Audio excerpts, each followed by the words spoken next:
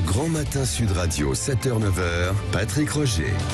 Il est 7h47 Sud Radio vous explique 2 millions de Français subissent des séquelles du Covid. Le Covid long, étude de Santé publique France publiée hier.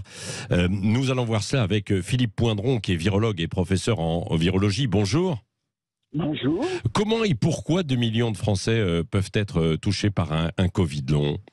Alors, il faut d'abord savoir que ça n'est pas du tout quelque chose de rare, puisque d'après mes estimations, j'ai fait un petit article avec un ami acupuncteur, j'expliquerai pourquoi. Oui. Il y a entre 10 et 20% des personnes qui font un Covid long. Donc, ça n'est pas du tout quelque chose de rare.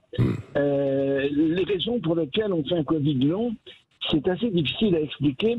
Probablement, est-ce que nous n'arrivons pas à éliminer, par la réaction immunitaire, le virus ?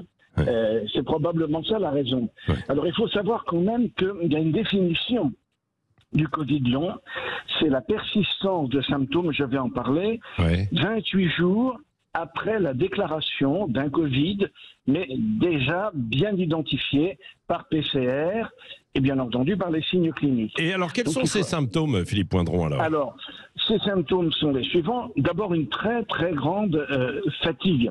C'est vraiment quelque chose de terrible. Ensuite, des maux de tête, des douleurs musculaires, quelquefois des petits problèmes cognitifs, un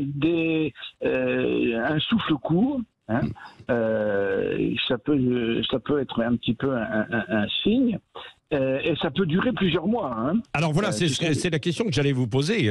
Combien de temps ça dure ? Est-ce que vous, plusieurs mois, voire même au-delà de... Écoutez, dans les cas que je connais, ça peut durer 4, 5, 6 mois. Ça n'est pas rien. Alors il se trouve que je suis en train de faire un article avec un ami acupuncteur et un des traitements possibles pour raccourcir les effets, c'est l'acupuncture, figurez-vous.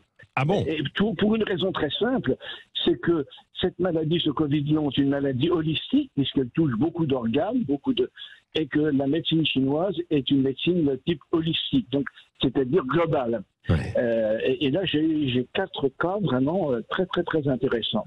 Alors, ce qu'il faut savoir, c'est que c'est vraiment pas rare. C'est quand même, je vous dis, les statistiques que j'ai pu faire, c'est 10 à 20% des cas. Ce qui est quand même assez conséquent. Et là, il y a une inégalité, quoi, qu'on soit jeune, femme, homme, vieux. Il n'y a absolument aucune prédisposition, sauf peut-être des prédispositions génétiques, mais là, il faudrait faire une étude qu'on appelle une étude pangénomique pour savoir si on a une constellation de gènes qui favorise la persistance de la maladie. C'est ma théorie. On peut avoir un ensemble de gènes qui vont favoriser l'installation de cette maladie. Merci beaucoup, Philippe Poindron, pour ces explications. Virologue, professeur en virologie. Et donc, vous avez dit... été clair. Si, vous avez été très clair. Si. Alors là, en 4 minutes, on a tout compris.